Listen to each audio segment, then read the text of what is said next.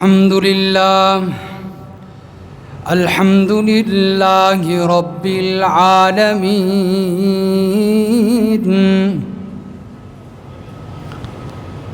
والعاقبة للمتقين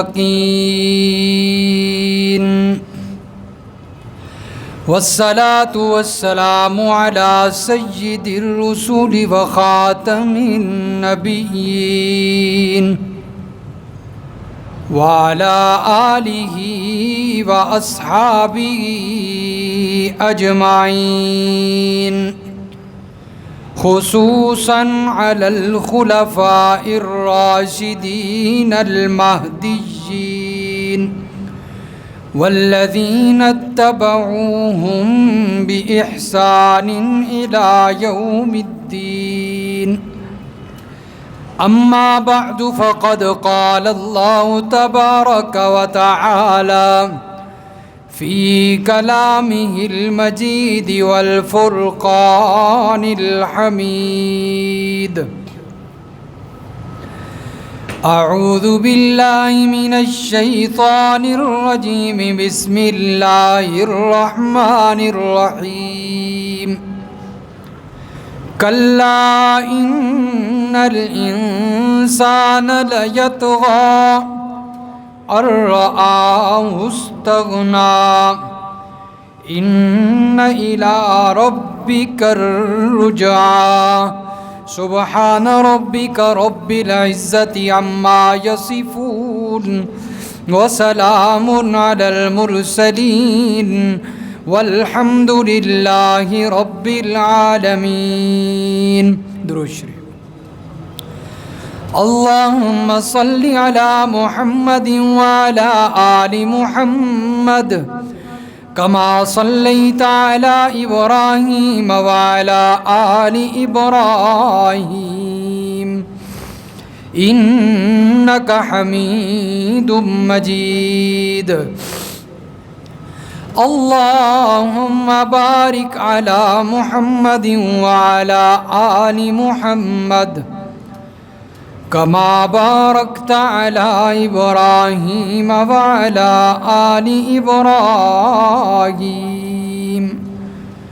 انک حمید مجید.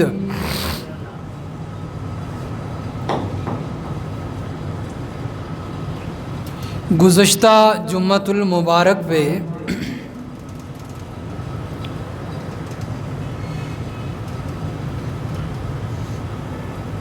گفتگو چل رہی تھی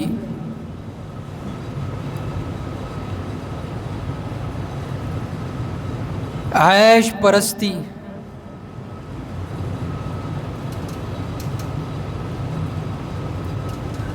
اور آزادانہ خیال والی زندگی قرآن و حدیث کی نظر میں. ایسی زندگی کو قرآن نے بھی مذموم کہا اور نبی علیہ الصلاۃ والسلام نے کے فرمان نے بھی ایسی زندگی کو مذموم قرار دیا، مذمت بیان فرمائی. اور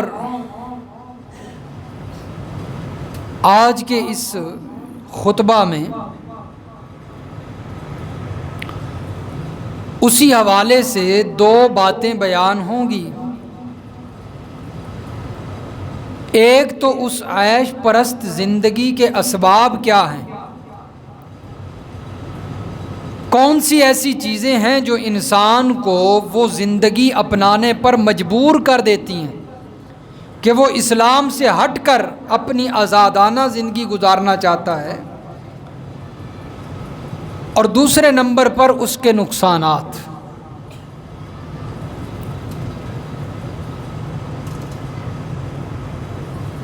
رب تعالیٰ کے محبوب پیغمبر صلی اللہ علیہ وسلم ابو ہریرہ رضی اللہ تعالیٰ عنہ نقل فرماتے ہیں کہ اللہ کے نبی صلی اللہ علیہ وسلم ایک دعا کیا کرتے تھے.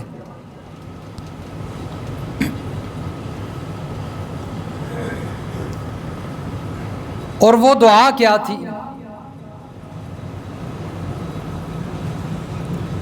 فرمایا اللہم اجعل رزق آل محمد قوتا، اے اللہ آل محمد کے رزق کو صلی اللہ علیہ وسلم بقدر کفایت کر دے۔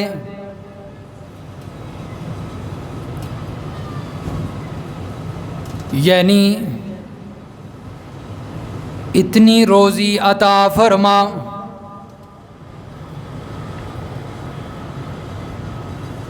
کہ ایک وقت کا کھانا مل جائے اور ایک وقت کا بے شک نہ بھی ملے، یہ کفایت والی زندگی روزی ہوتی ہے۔ اور میرے پروردگار اتنی روزی نہ عطا فرما کہ ہم عیش پرستی میں مبتلا ہو جائیں، کم بھی نہ ہو اور اتنی زیادہ بھی نہ ہو۔ اللہم اجعل رزق آل محمد قوتا، اللہ کے پیغمبر نے عیش پرستی والی زندگی سے بچنے کی دعا فرمائی ہے، اور اس عیش پرستی والی زندگی کے اندر انسان کب مبتلا ہوتا ہے، کون سی چیزیں ذریعہ بنتی ہیں؟ سب سے پہلا سبب فرمایا موت کو بھلا دینا اور لمبی لمبی امیدیں لگانا۔ موت کو بھلا دینا اور لمبی امیدیں لگا کر بیٹھنا، کل یہ کروں گا، پرسوں یہ بناؤں گا، مہینے کے بعد یہ کام کروں گا، گاڑی لوں گا، لمبی لمبی امیدیں، اگلے سال یہ کاروبار کروں گا۔ فرمایا موت کو بھلا دیا۔ اللہ کے پیغمبر صلی اللہ علیہ وسلم فرماتے ہیں، صحابہ فرماتے ہیں ایک دفعہ اللہ کے پیغمبر رستے میں چلتے جا رہے ہیں، اچانک بیٹھے، ہم بھی ساتھ بیٹھ گئے۔ اللہ کے پیغمبر نے زمین کے اوپر لکیریں کھینچنا شروع کر دیں، گول دائرہ بنایا اور پھر اس کے اندر ایک لمبی لکیر کھینچی۔ اللہ کے نبی نے فرمایا اور لمبی لکیر کے ساتھ ساتھ چھوٹی چھوٹی لائنیں، ادھر بھی ادھر بھی۔ رحمت کائنات صلی اللہ علیہ وسلم نے فرمایا اور وہ لائن جو سیدھی بالکل کھینچی وہ دائرے سے باہر بھی نکال دی۔ فرمایا یہ جو دائرہ ہے یہ انسان کی موت ہے، اور یہ جو درمیان میں لکیریں ہیں، دائیں بائیں لکیریں چھوٹی چھوٹی، یہ انسان کی خواہش ہے، انسان کی پلاننگ ہے، کل کیا کروں گا، پرسوں کیا کروں گا۔ فرمایا موت نے ہر طرف سے گھیرا ہوا ہے اور اس کی خواہشیں موت سے بھی آگے نکلی ہوئی ہیں، خواہشیں موت سے بھی آگے، پتہ نہیں کل دیکھنی بھی ہے کہ نہیں، اور خواہشیں ایک سال کی پلاننگ کی ہوئی ہے۔ فرمایا موت کو بھلا دینا اور لمبی لمبی امیدیں لگانا، جب یہ انسان کے اندر بات آتی ہے تو وہ عیش پرستی والی زندگی گزارنے پہ مجبور ہوتا ہے۔ آزاد زندگی گزاروں، اپنی موج والی زندگی، اسلام کیا کہتا ہے اس کو نہیں دیکھتا، پھر اسلام کے مطابق زندگی نہیں گزارتا۔ دوسری فرمایا دوسرا سبب اندھی تقلید اور برے معاشرے کا اثر کو قبول کرنا، یہ انسان کو عیش پرستی پہ مجبور کرتا ہے۔ اندھی تقلید، فلاں نے یوں کیا، فلاں اپنی فیملی کو لے کر پارکوں میں گھومتا ہے، میں بھی لے کر جاؤں، میں بھی سیریں کرواؤں، گھوموں بازاروں میں، فلاں یوں کرتا ہے، اندھی تقلید۔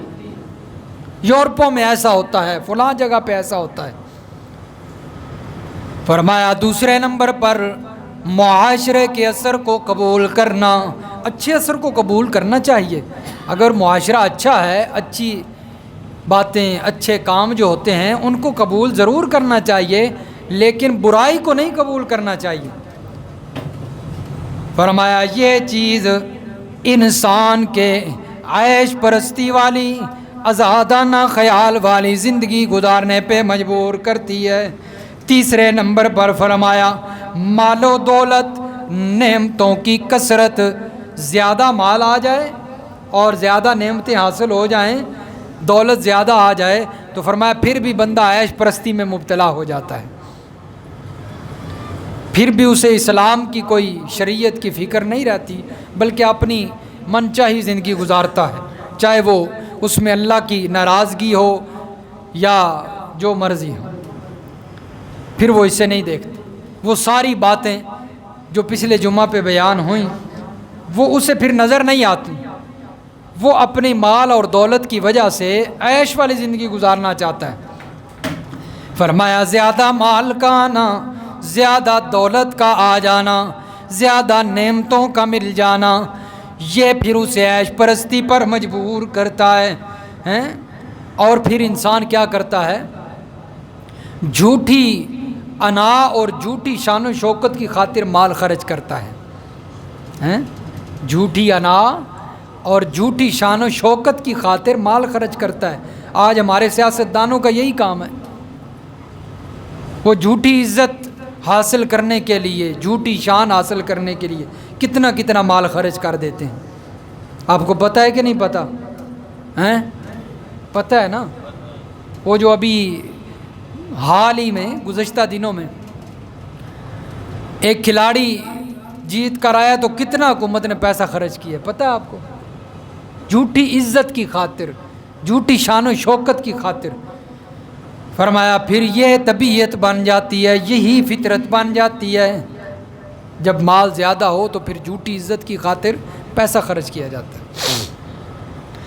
اسی طرح فرمایا سورۃ العلق ہے، رب العالمین کا قرآن ہے، فرمایا کلا ان الانسان لیطغی ان رآہ استغنی، ہرگز نہیں، انسان، بے شک انسان حد سے بڑھنے والا ہے، ان رآہ استغنی، جس وقت وہ یہ سمجھتا ہے کہ وہ مالدار ہو گیا ہے، جب اس کے پاس پیسہ زیادہ آتا ہے، دولت زیادہ آتی ہے، اللہ فرماتے ہیں وہ حد سے بڑھ جاتا ہے، لیکن اسے یاد رکھنا چاہیے ان الی ربک الرجعی، اس نے اپنے پروردگار کی طرف لوٹ کر آنا ہے، ہمیشہ اسی پیسے میں نہیں رہنا، اسی دولت میں نہیں رہنا، اپنے پروردگار کی طرف لوٹ کر بھی جانا ہے، حساب و کتاب بھی دینا ہے۔ فرمایا اسی طرح ایک اور وجہ بیان فرمائی قرآن نے، شہوت پرستی، کیا؟ شہوت پرستی، چیزوں کی محبت۔ جب دنیا کی چیزوں کی محبت دل میں بیٹھ جاتی ہے نا تو پھر انسان عیش والی زندگی گزارنا چاہتا ہے، آزادانہ زندگی گزارنا چاہتا ہے۔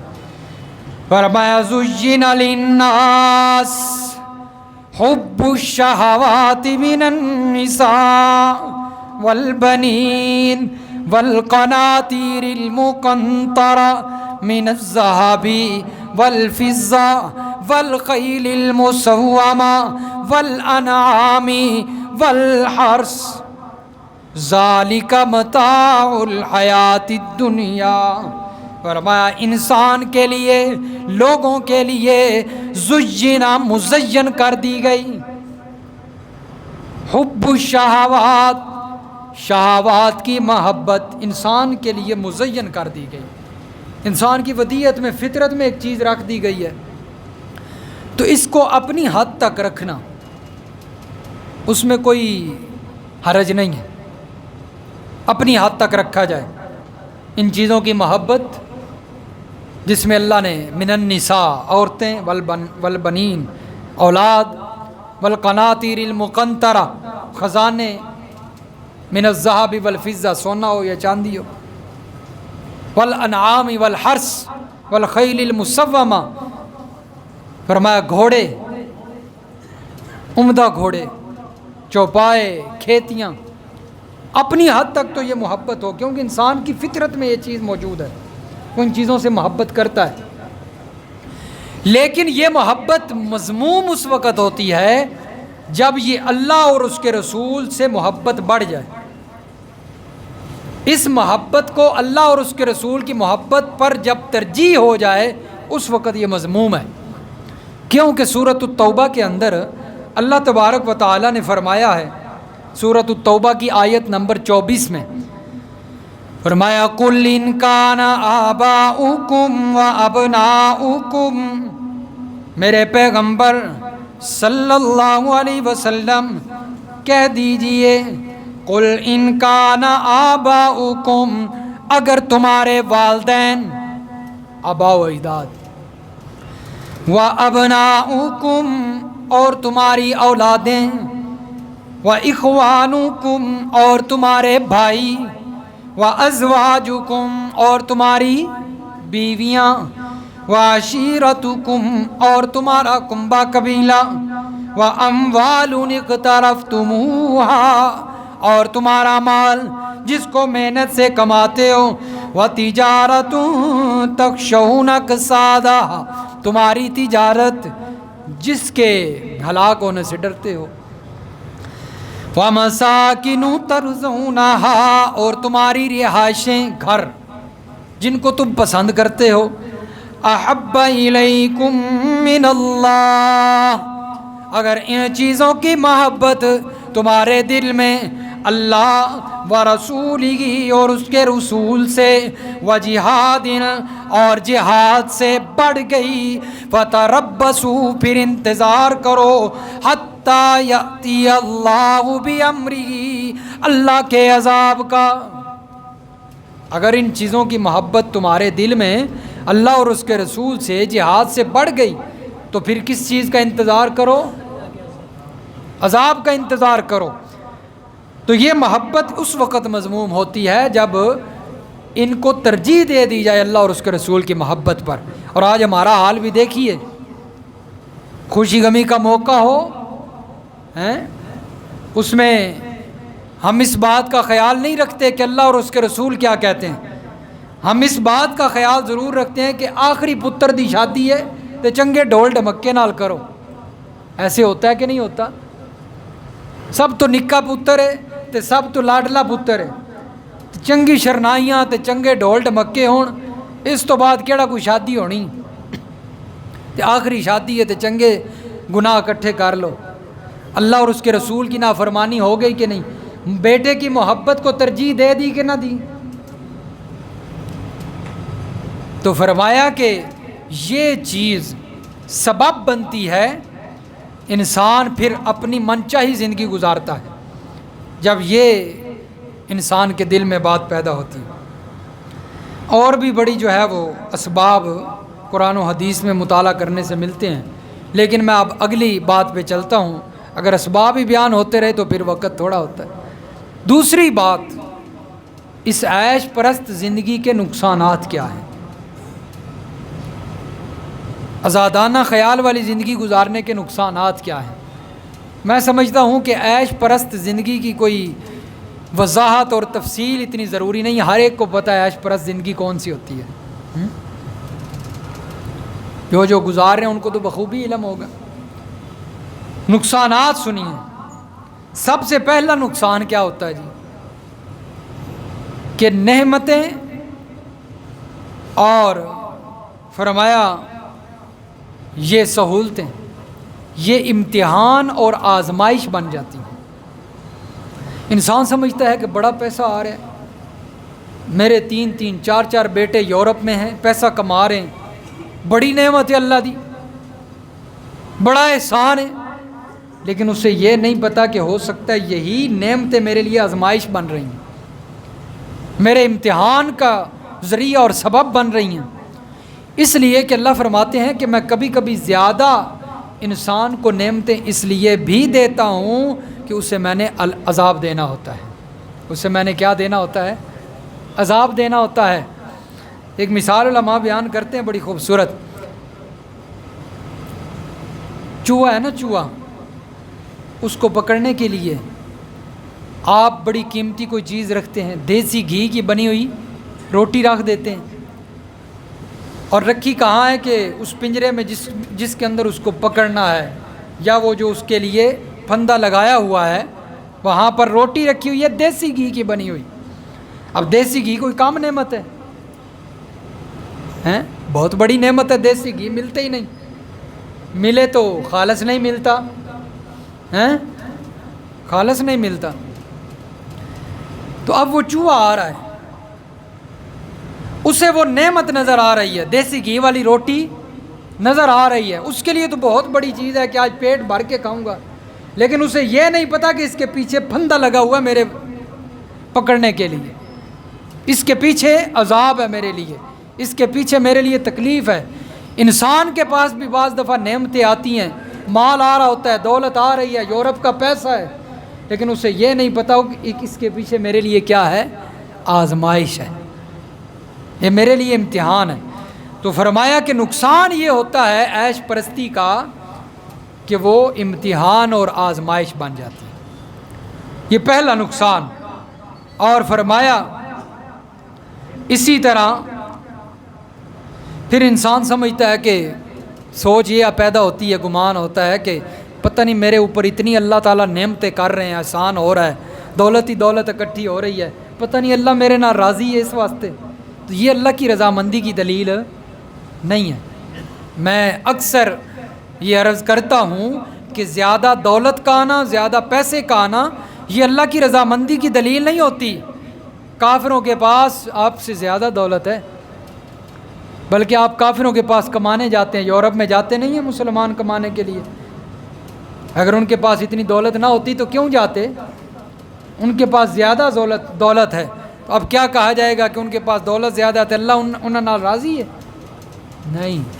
زیادہ دولت کا ہونا، زیادہ مال کا ہونا یہ اللہ کی رضامندی کی دلیل نہیں ہوتی. بلکہ میں کہا کرتا ہوں کہ جس سے اللہ تعالیٰ، جس نے امتحان کرنا ہو نا اپنا کہ مجھ سے اللہ راضی ہے یا نہیں، تو اس بات کا خیال رکھے کہ جس سے اللہ تبارک و تعالیٰ راضی ہوتے ہیں اسے اللہ تعالیٰ سجدے کی توفیق دیتا ہے. وہ 5 وقت اللہ کے حضور پیش ہو کر سجدہ کرتا ہے، نماز پڑھتا ہے، اللہ کو یاد کرتا ہے. اب وہ سمجھ لے کہ اللہ اس سے راضی ہے. اور جس سے اللہ تعالیٰ ناراض ہو جاتا ہے اس سے اللہ تعالیٰ روٹی نہیں چھینتا، اس سے اللہ تعالیٰ اس کا لقمہ نہیں چھین لیتا، اسے اللہ بھوکا نہیں چھوڑ دیتا، بلکہ اللہ تعالیٰ اس سے سجدے کی توفیق چھین لیتا ہے. اس سے اللہ تعالیٰ سجدے کی توفیق چھین لیتا ہے. پھر وہ کبھی اللہ کے سامنے سجدہ نہیں کرتا، وہ کبھی نماز نہیں پڑھے گا، اپنی عیش پرستی میں مبتلا ہوگا. تو یہ اللہ کی رضامندی اور ناراضگی کی دلیل ہے. تو اس کو مد نظر رکھا کریں، پیسے کو نہیں. ہاں جی. فرمایا مال اور دولت یہ کوئی اللہ کی رضامندی کی دلیل نہیں. قارون کے پاس کتنا مال تھا؟ قرآن کہتا ہے کہ لَتَنُوءُ بِالْعُصْبَةِ أُولِي الْقُوَّةِ، اس کا مال اتنا تھا کہ اس کے خزانے کی جو چابیاں تھیں، خزانے کو جو تالے لگائے ہوئے اس کی چابیاں، اس کو جو مضبوط جماعت اٹھانے والی تھی وہ بھی تھک جایا کرتی تھی. مضبوط جانور اسے اٹھا کے تھک جایا کرتے تھے. یہ چابیوں کا حال ہے تو آپ اندازہ لگائیں کہ خزانہ کتنا ہوگا. لیکن کیا ہوا اس کے ساتھ؟ زمین کے اندر دھنسا دیا گیا خزانے سمیت. اب اس کے پاس جتنا مال تھا، اگر مال اللہ کی رضامندی کی دلیل ہو تو پھر قارون کے ساتھ تو یہ نہیں ہونا چاہیے تھا. تو اس لیے زیادہ مال یہ اللہ کی رضامندی کی دلیل نہیں. فرمایا قرآن مجید کی بے شمار آیات ہیں. ایک حوالہ پیش کرتا ہوں صرف، یہ سورۃ السبا ہے اور پارہ نمبر 22 ہے. رب تعالیٰ فرماتے ہیں کفار کہنے لگے وقالو نحن اکثر اموالا و اولادا، ہم مال میں زیادہ ہیں، ہماری اولادیں زیادہ ہیں، ہمارے پاس دولت زیادہ ہے، وما نحن بمعذبین، اس وجہ سے ہمیں اللہ عذاب نہیں دیں گے۔ ہمارے پاس کیا زیادہ ہے؟ مال زیادہ ہے، ہماری اولاد زیادہ ہے، اس لیے اللہ ہمیں عذاب نہیں دیں گے۔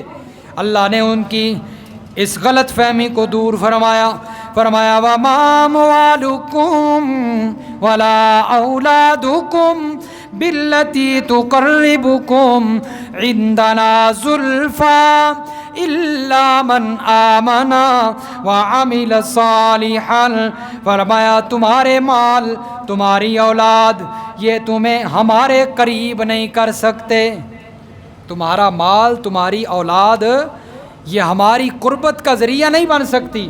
تم سمجھو کہ ہم مال میں زیادہ ہیں، اولادیں زیادہ ہیں، اس لیے ہم اللہ کے قریب ہیں۔ فرمایا اللہ کے قریب کرنے والی چیزیں کون سی ہیں؟ الا من آمن، ایمان اور عقیدہ نظریہ یہ اللہ کے قریب کرتا ہے۔ اور فرمایا وعمل صالحا، نیک عمل اللہ کے قریب کرتا ہے۔ انہوں نے دو باتیں کہیں، اللہ نے جواب میں بھی دو باتیں ارشاد فرما دیں۔ فرمایا نہ مال اللہ کے قریب کرتا ہے، نہ اولاد اللہ کے قریب کرتی ہے۔ اللہ کے قریب کرنے والی کون سی چیزیں؟ فرمایا ایمان، عقیدہ، اور دوسرے نمبر پر اعمال، اعمال صالحہ۔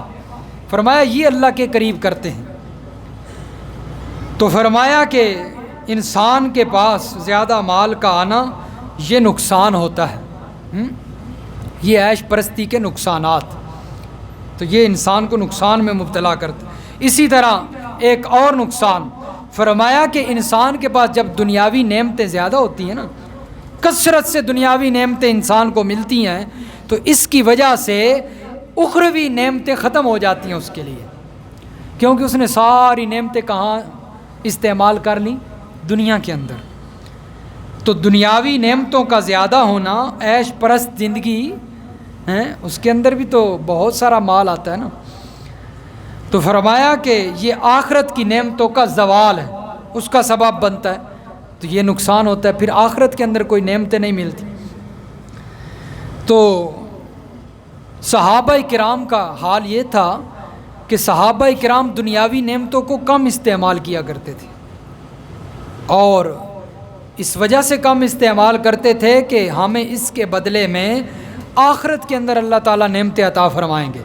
حضرت عمر رضی اللہ تعالیٰ عنہ فرماتے ہیں، اپنے بارے میں فرماتے ہیں کہ میرے پاس اگر ہوتا تو اتنا مال ہوتا، اگر میں چاہتا تو اتنا مال اکٹھا کر لیتا، اچھا پہنتا، اچھی فرمایا اچھا کھانا پینا ہوتا، اچھی زندگی گزارتا، عیش والی زندگی گزارتا، لیکن فرمایا میں نے اس بات کو ترجیح نہیں دی، اس لیے کہ میں عمر آخرت کی نعمتوں کو چاہتا ہوں۔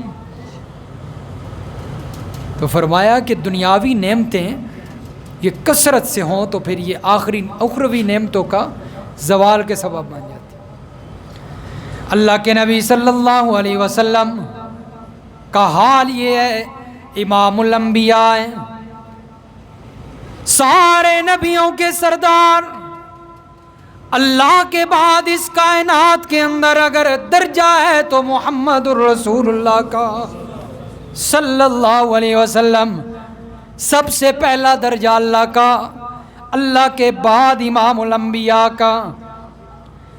اللہ کے پیغمبر کا حال یہ ہے، کئی مہینے گھر کے اندر چولہا نہیں جلتا، بھوک کے ساتھ فاقے کے ساتھ زندگی گزاریں، مسجد کے اندر لیٹے ہوئے ہیں، چٹائی کے اوپر آرام فرما رہے ہیں۔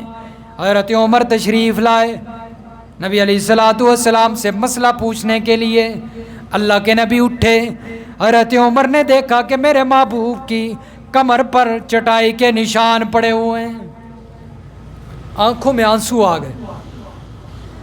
اے اللہ کے محبوب، آپ تو امام الانبیاء ہیں، آپ تو فخر الرسول ہیں، آپ تو مقام محمود کا دولہا پیغمبر ہیں، آپ کی تو بڑی شان ہے، آپ یہاں پر چٹائی کے اوپر لیٹے ہوئے ہیں اور کیسر و کسریٰ کے کفار مزے سے زندگی گزار رہے ہیں، وہ صوفوں پہ آرام کرتے ہیں، وہ پلنگوں پہ سو رہے ہیں۔ اللہ کے پیغمبر نے فرمایا عمر کیا تو یہ بات نہیں چاہتا کہ کافروں کو اللہ دنیا کے اندر سب کچھ دے دیں اور ہمیں اللہ اس کے بدلے میں آخرت میں عطا کریں؟ حضرت عمر نے فرمایا یا رسول اللہ میں چاہتا ہوں۔ تو فرمایا پھر آخرت میں ہمارے لیے اللہ نے نعمتیں تیار کی ہوئی ہیں، تو اس لیے دنیا کے اندر کم نعمتیں استعمال کیا کرتے، جتنا ہو سکتا عاجزانہ اور سادگی زندگی گزارا کرتے تھے، جتنا ہوتا، عیش والی زندگی نہیں، راحت اور سکون والی زندگی نہیں۔ راحت اور سکون سے مراد زیادہ پیسے والی زندگی، گاڑیاں بھی ہوں، بنگلے بھی ہوں، کوٹھیاں ہوں۔ تو فرمایا ایسی زندگی کو صحابہ نے ترجیح بھی نہیں دی، اللہ کے نبی نے بھی ترجیح نہیں دی، حالانکہ اگر مال چاہتے تو ہو سکتا تھا، مل سکتا تھا، لیکن اس کے باوجود اس کی خواہش نہیں کی، اس لیے کہ انہوں نے آخرت کو ترجیح دی۔ فرمایا ایک اور نقصان قرآن کے مطالعے سے یہ بھی پتہ چلتا ہے، عیش پرست زندگی کا نقصان ایک یہ بھی ہے کیونکہ اس میں زیادہ نعمتیں ہونا چاہیے، زیادہ مال ہونا چاہیے۔ قرآن کہتا ہے ثم لتسألن یومئذ عن النعیم، جتنی نعمتیں زیادہ ہوں گی، جتنا مال زیادہ ہوگا، قیامت والے دن اتنی مشکل پیش آ جائے گی، اس لیے کہ قرآن کہتا ہے ثم لتسألن یومئذ عن النعیم، قیامت کے دن تم سے نعمتوں کے بارے میں پوچھا جائے گا۔ اللہ نے جتنی نعمتیں دی ہیں، فرمایا قیامت کے دن سوال ہوگا، پوچھا جائے گا کہ میری نعمتیں تھیں انہیں کیسے استعمال کیا، کہاں استعمال کیا، سوال ہوگا۔ تو پھر جتنا زیادہ پیسہ ہوگا اتنی لمبی نہیں لائن لگ جائے گی وہاں پر، وقت زیادہ تھوڑا عاجزانہ اور سادگی زندگی ہوگی، سادہ سی زندگی کے ساتھ اگر زندگی گزار کے گیا ہوگا تو جلدی جلدی حساب دے گا اور اللہ کا۔ تو جتنا لمبا کھلار ڈالا ہوگا ہے، ایسی ایسی اتنی اتنی جگہ ہیں کہ انسان کو پتہ ہی نہیں کہ میری جگہ کہاں کہاں ہے، تو یہ سارا پوچھا جائے گا، یہ سب کچھ پوچھا جائے گا قیامت کے دن۔ تو اس لیے فرمایا زیادہ نعمتیں، عیش پرست زندگی کا ایک نقصان یہ بھی ہے کہ قیامت کے دن حساب بھی لمبا ہو جائے گا، نعمتوں کی پوچھ ہوگی۔ اللہ کے پیغمبر گھر سے نکلے، اب سنیے میرے پیغمبر کا واقعہ۔ فرمایا اللہ کے پیغمبر گھر سے نکلتے ہیں، بھوک کی وجہ سے گھر میں کھانے کے لیے کچھ نہیں تھا، چلو باہر نکلتا ہوں کوئی چیز مل جائے گی کسی صحابی سے، بھوک کی وجہ سے۔ اور یاد رکھیے کہ جو بھوک جس کو لگ جائے، جس کو بھوک لگ جائے، وہ عالم الغیب، حاجت روا، مشکل کشا اور معبود نہیں ہوا کرتا، وہ الہ نہیں ہوا کرتا، اور جو الہ ہوتا ہے اسے بھوک کی حاجت نہیں ہوتی۔ فرمایا اللہ کے پیغمبر نکلے، چلتے ہیں کہ رستے میں حضرت ابو بکر، حضرت عمر فاروق بھی نظر آ گئے، سخت گرمی ہے، اے میرے یارو تم کہاں اس وقت گرمی کے اندر، کیوں اتنی گرمی میں باہر گھوم رہے ہو؟ اللہ کے پیغمبر ہمیں بھوک نے ستایا ہوا ہے، بھوک کی وجہ سے باہر آئے ہوئے ہیں۔ میں کہتا ہوں حضرت ابو بکر سے بڑا اللہ کا ولی کوئی نہیں ہوگا، لیکن انہیں بھی بھوک لگ گئی۔ بھوک لگ گئی کہ نہ لگی؟ بھوک نے ستایا اور گھر میں کھانے کے لیے کچھ تھا ہی نہیں۔ فرمایا اللہ کے نبی کہنے لگے ابو بکر عمر رضی اللہ تعالیٰ عنہما، میں بھی اسی وجہ سے گھر سے نکلا ہوں، مجھے بھی بھوک لگی ہوئی تھی، گھر میں تھا کچھ نہیں۔ اچھا تینوں کا ایک ہی مرض ہے، چلو چلتے ہیں، اللہ نے کچھ لکھا ہوا نصیب میں تو مل جائے گا۔ ابو ایوب انصاری رضی اللہ تعالیٰ عنہ کے گھر کے پاس تشریف لے گئے، نظر آئے، ابو ایوب انصاری کہنے لگے اللہ کے محبوب اتنی گرمی میں کہاں اتنی گرمی میں گھوم رہے ہیں؟ کہا کہ بھوک نے ستایا ہے، اس وجہ سے ہم تینوں گھر سے نکلے ہیں۔ اچھا چلو تشریف لائیے۔ ابو ایوب انصاری رضی اللہ تعالیٰ عنہ فرمانے لگے آج تو میری لاٹری کھول گئی ہیں کہ آج میرے مہمان اللہ کے پیغمبر ہیں، ابو بکر و عمر ہیں۔ سبحان اللہ، کیا شان ہوگی۔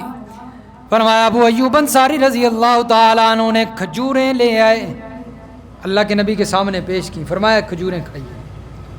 ہیں جس طرح آج ہم کسی کے پاس مہمان جائیں تو کھانا بھی تیار ہو رہا ہوتا ہے، اس میں دیر ہوتی ہے تو پہلے کچھ چیزیں لا کے رکھ دیتے ہیں، کوئی چاٹ، کوئی ریشین سلاد، ایسی چیزیں۔ کھجوریں لے آئے، رحمت کائنات صلی اللہ علیہ وسلم نے کھجوریں کھانا شروع کر دیں۔ ابو بکر و عمر وہ بھی کھا رہے ہیں، اور جو کھاتا ہے، مسئلہ بھی سنیے، جو کھاتا ہے کھانے کا محتاج ہے، جس کے منہ میں کھانے کا لقمہ جاتا ہے وہ بشر ہوتا ہے، نوری نہیں ہوتا۔ وہ کیا ہوتا ہے؟ بشر ہوتا ہے۔ اللہ کے پیغمبر کھا رہے ہیں کہ نہیں کھا رہے؟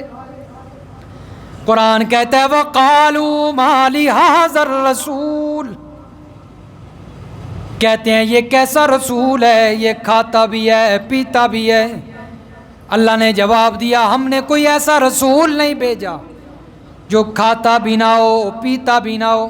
جتنے بھی رسول بھیجے سب کھانے والے تھے، پینے والے تھے، اور جو نوری ہوتا ہے وہ کھاتا بھی نہیں پیتا بھی نہیں۔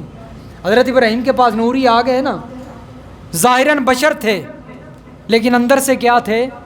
نور تھے۔ فرشتے آئے نا خوشخبری دینے بیٹے کی، حضرت ابراہیم نے کیا کیا؟ قرآن ہے، حضرت ابراہیم علیہ السلام نے بچھڑا بھون کر لے آئے، کھانا تیار کیا، مہمان آئے ہیں، ان کے سامنے کھانا رکھتے ہیں، وہ کھاتے نہیں ہیں۔ حضرت ابراہیم علیہ السلام پریشان ہو گئے، پھر انہوں نے بتایا کہ ہم فرشتے ہیں، نوری ہیں، اور نوری کھاتا نہیں ہے۔